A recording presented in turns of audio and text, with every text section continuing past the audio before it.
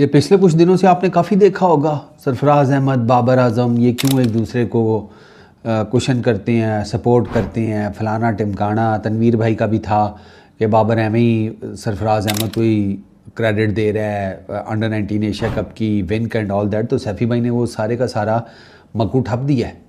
उन्होंने बता दिया अभी रिसेंटली फवाद आलम के साथ उनके शो में सॉर्ट ऑफ ए पॉडकास्ट, उन्होंने कहा जी कि मैंने आपको चीज़ पहले बताई थी। उन्होंने कहा बाबर आजम मेरी कप्तानी में आया, मेरी कप्तानी में सेटल हुआ। कहते हैं कि मैंने उसको स्टार्ट में टेस्ट में बहुत सपोर्ट किया क्योंकि मुझे पता था वो वर्ल्ड क्लास प्लेयर है और उसने शो भी किया, टेस्ट में 50 की एवरेज को भी टच कर गया, 10 साल से कंसिस्टेंटली परफॉर्म भी कर रहा है। सैफ़ी भाई ये कहते हैं लोगों को ये बात समझनी चाहिए कि ओडीआई में 50 प्लस की बैटिंग एवरेज, T20s में 130 का स्ट्राइक रेट, 40 की बैटिंग एवरेज कोई मजाक नहीं है। बाबर ने ख़ुद को कभी किंग भी नहीं बोला, लोगों की मोहब्बत है जिसमें वो उसे किंग बोलते हैं। मीडिया और कुछ एक्स क्रिकेटर्स ने बाबर आजम पर एक्स्ट्रा प्रेशर बनाया हुआ है, लेकिन बहुत जल्द वो अपनी टॉप फॉर्म में वापस आ जाएगा इंशाल्लाह। ये सैफ़ी भाई की स्टेटमेंट है बाबर आजम के बारे में। मैंने आपको पहले भी क्लियर किया था कि भूल जाएं अगर आपको ये लगता है कि बाबर आजम सैफ़ी भाई से रिलेटेड या सैफ़ी भाई बाबर आजम से रिलेटेड कोई पुठी सीधी स्टेटमेंट देंगे, सवाल ही पैदा नहीं होता। और बाबर आजम थोड़ा ढिला है लेकिन इतना बेवकूफ़ नहीं है कि भाई जिस बंदे ने उसका पूरे का पूरा इंटरनेशनल कैरियर खड़ा किया है, क्योंकि पाकिस्तान की टीम में ठीक है टैलेंट होना एंड ऑल दैट वो अपनी जगह के ऊपर है।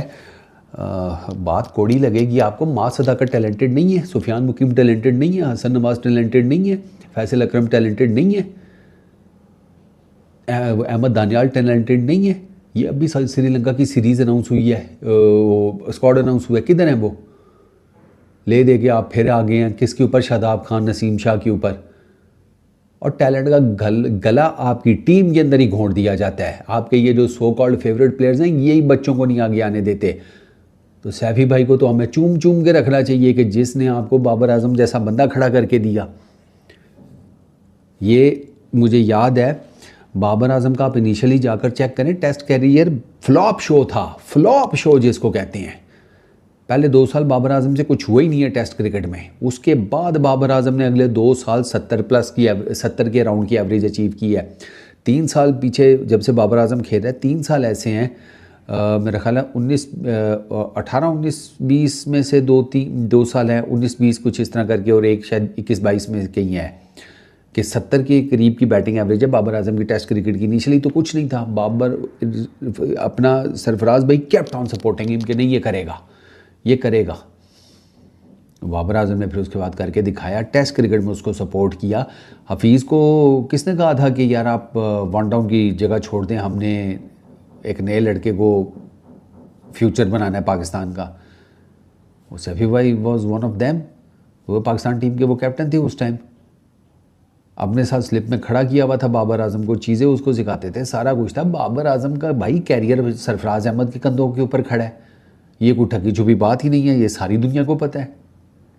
ये जितने भी आपके इस टाइम है ना ये क्रिकेटर्स, शाहीन, शादाब, हसन अली, बाबर, फलाने टिमकाने, ये सारे इस वजह से खेल गए। इनका कप्तान सरफराज अहमद था। सैफ़ी भाई ना होते आपको मैं बताऊँ आपकी क्रिकेट इन लड़कों को खा जाती, ये पता ही ना चलता किधर गए थे किधर नहीं। तो बाबर आजम एहसान फरामोश नहीं है भाई, उसको याद है कि सैफ़ी भाई ने उसके लिए क्या किया भाई। इसी वजह से वो हर जगह सैफ़ी भाई को प्रेज़ करता है, हर जगह के भाई सैफ़ी भाई। और सैफ़ी भाई जैसा कप्तान नहीं है। ये जो गुटका माफिया, ये जो एक्स क्रिकेटर्स, ये जो मीडिया के लोग हैं जिनको सरफराज अहमद नहीं पसंद, और नहीं पसंद सरफराज अहमद, बहुत लोगों को सरफराज अहमद नहीं पसंद। ये उस टाइम भी नहीं पसंद था जब ये पाकिस्तान टीम का कैप्टन था। सरफराज अहमद नहीं पसंद था, इसी वजह से इसके अगेंस्ट जो है वो लगे रहते थे। इसको कप्तानी, सैफ़ी भाई को कप्तानी से हटाने का decision was the most pathetic decision in last 3 to 4 decades in Pakistan cricket. इतना पैथेटिक डिसीजन था। एटलीस्ट T20 में तो सवाल ही पैदा नहीं होता था, T20 में सवाल ही पैदा नहीं होता था उनको हटाने का। टेस्ट और ओडीआईज में चलें फिर ठीक है, फिर भी समझ आ जाती है। T20 तो सवाल ही पैदा नहीं होता। और आप देख लें उसके बाद से आप कैसे डीरेल हुए हैं, आपकी अब डायरेक्शन ही कोई नहीं। और सैफ़ी भाई को बड़ा मैच जितवाना आता है, ये क्यों नहीं लोगों को समझ आती है। सैफ़ी भाई को बड़ा मैच जितवाना आता है। 2006 का अंडर 19 वर्ल्ड कप हो, 2017 की चैंपियंस ट्रॉफी हो, ये एशिया कप हो अंडर 19 का, सर सैफ़ी भाई को बड़ा मैच जितवाना आता है, उसको पता है प्लेयर कैसे बनाते हैं। ये बाबर आजम आपके सामने प्राइम एग्जांपल है। बाबर आजम टैलेंटेड था, सारा कुछ था, सैफ़ी भाई ने उसको खड़ा कर दिया। हालांकि सैफ़ी भाई उसे मज़ीद ग्रूम कर सकते थे, इन्होंने सैफ़ी भाई को चलता किया, वो बाबर आजम के लिए चीज़ें ख़राब होनी शुरू हो गई। फिर ये है असल कहानी, इसके बारे में कोई बात नहीं करता। तो खैर सैफ़ी भाई ने बिल्कुल ठीक कहा है, बाबर आजम जिस तरह खेल रहा है खेलने दें, वो आपकी टीम इस टाइम आपका सबसे प्रीमियम बैट्समैन वही है, आउट ऑफ फॉर्म है, वो सारी चीज़ें अपनी जगह के ऊपर, लेकिन he will make a come back, इंशाल्लाह कम बैक करेगा। बाकी जहाँ तक बात रह गई ये स्ट्राइक रेट्स एंड ऑल और वो दिस टाइप की जो चीज़ें हैं, अगर आपने उस तरीके से अपनी क्रिकेट खड़ी करनी है, ठीक है, फिर आपको अपनी पूरी T20 टीम जो है ना वो रीवैम्प करनी होगी। और अगर आप नहीं करना चाहते अपनी पूरी T20 टीम रीवैम्प, तो फिर ऐसा नहीं अब होगा कि आप जी कहें कि बाबर आजम को निकाल दें तो T20 क्रिकेट हमारी ठीक हो जाएगी। ना ना ना ना, ऐसे नहीं होने वाला। बस भाई लोग, पीस आउट।